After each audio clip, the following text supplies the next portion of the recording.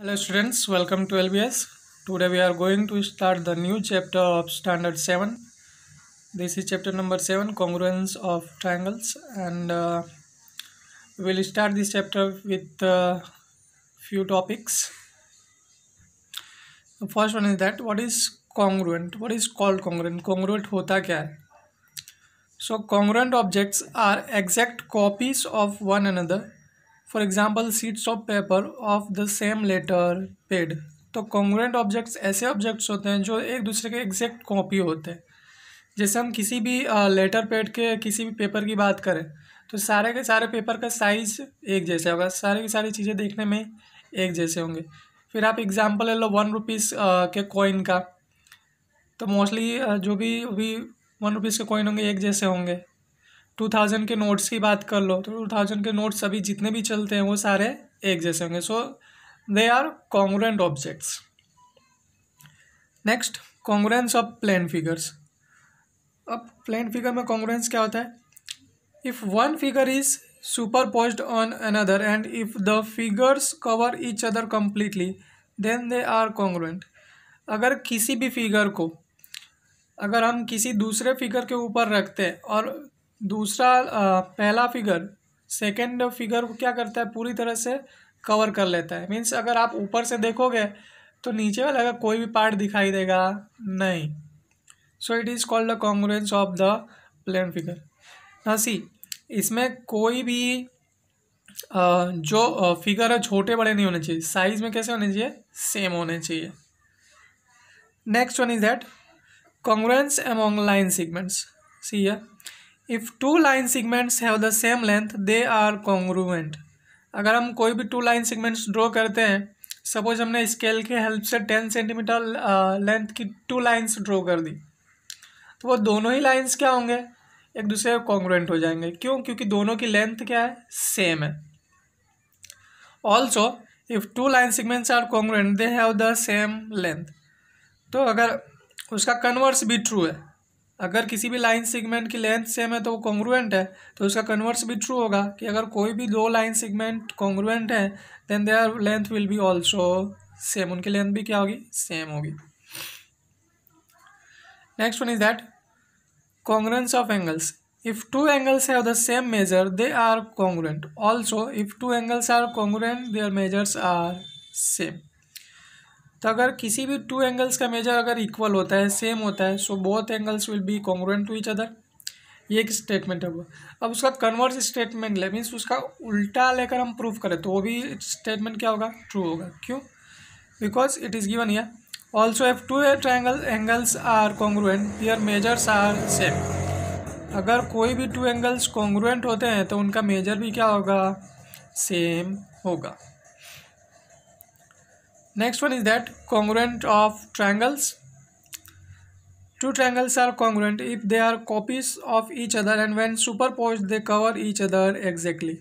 कोई भी 2 ट्रायंगल्स एक दूसरे के अगर एग्जैक्ट कॉपी हो और अगर एक ट्रायंगल को दूसरे ट्रायंगल के ऊपर रखा जाता है, सुपरपोज किया जाता है, तो जो फर्स्ट ट्रायंगल है वो दूसरे ट्रायंगल हो सेकेंड ट्रायंगल कम्प्लीटली क्या करता है, कवर कर लेता है।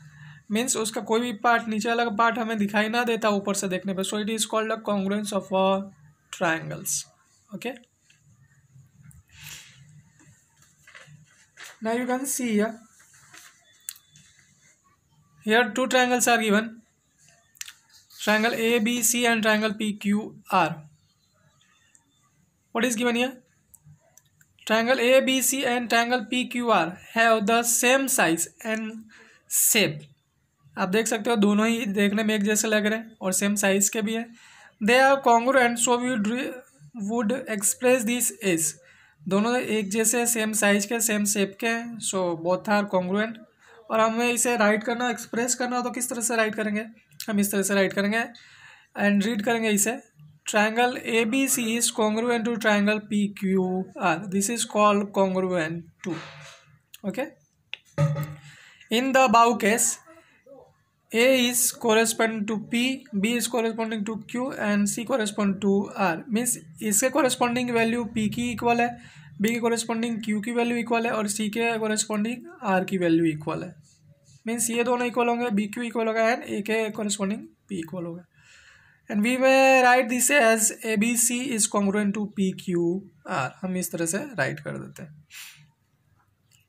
ओके फ्रेंड्स, यहाँ पे कुछ टॉपिक्स ओवर हो गए। So let come at the exercise 7.1। Complete the following statements. First one is that two line segments are congruent if they have the same length. अभी हमने आगे देखा लाइन सेगमेंट्स कॉन्ग्रुएंट कब हो गए, जब उसके दोनों की लेंथ क्या होगी, सेम होती है तब। Among two congruent angles, one has a measure of 70 degree. The measure of the other angle is also 70 degree. अगर कोई भी टू कॉन्ग्रुएंट एंगल्स है, उसमें एक एंगल की वैल्यू 70 डिग्री है, तो दूसरे की वैल्यू भी क्या होगी, 70 डिग्री है। ओके, इजी, क्योंकि दोनों कॉन्ग्रुएंट इक्वल होंगे। तो 170 है तो सेकंड वाला भी क्या होगा, 70 होगा। When we write angle A is equal to angle B, we actually mean measure of angle A is equal to measure of angle B. जब हम एंगल A और B को इक्वल टू राइट करते हैं, मीन्स एक्चुअली उसका मतलब क्या होता है, it actually means that the value measure value of these angles are equal. उन दोनों की मेजर वैल्यू क्या है, इक्वल है। Next, give any two real life examples for congruent shapes. तो रियल लाइफ के एग्जाम्पल्स मैंने पहले भी आपको बताया था, आप फिर से देख सकते हैं। 2 10 rupee coins and 2 200 rupee notes. 10 rupees के आप कॉइन्स ले लो, सारे के सारे का शेप कैसा होता है, they are equal in shape and size. And 200 के भी जो नोट्स अभी होंगे आप देखोगे वो सब भी क्या होता है, इक्वल साइज के होते हैं। सो बोथ आर कॉन्ग्रुएंट, और उसे हम अपनी लाइफ में रोज न रोज कहीं ना कहीं देखते ही रहते हैं।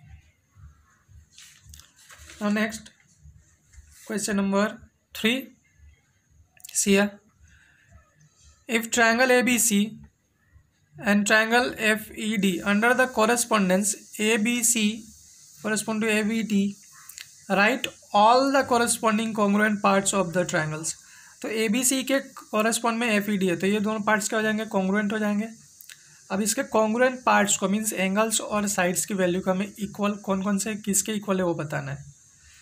If triangle ABC is congruent to triangle FED under the correspondence ABC is correspond to FED, the corresponding congruent parts of the triangle are। अगर ABC FED के corresponding है तो हम फर्स्ट वाले के इक्वल में फर्स्ट वाले को लिखेंगे, सेकंड के इक्वल में सेकंड, और थर्ड एंगल के इक्वल में third angle. So angles are equal, angle A equal to angle F here, angle B is congruent to angle E, this is here, and angle C is equal to angle D is here. And अगर आपको sides congruent बताना है, then AB is congruent to FE। First second, first two हैं वो second two के equal होंगे। Then BC equal to ED, पीछे के दो हैं, लास्ट के टू इस लास्ट के टू के इक्वल होंगे। And now AC equal to FD, CA is equal to D। अब आप AC या FD भी राइट कर सकते हैं। सो जिस तरह से आप ऑर्डर में ABC में जाते हो, सो वही ऑर्डर आपको FED में भी फॉलो करना है। Now this are the congruent parts of the given triangles. Next, fourth और last question of the chapter, sorry of the exercise. If triangle DEF is congruent to triangle BCA, right the parts of triangle BCA that correspond to triangle E, line segment EF, angle E, line segment EF, angle F and angle DF. So it is given here, triangle DEF is congruent to triangle BCA. So E is corresponding, here E is in middle. What is middle in here? अब बीच में कौन है, C. So angle E is congruent to angle C.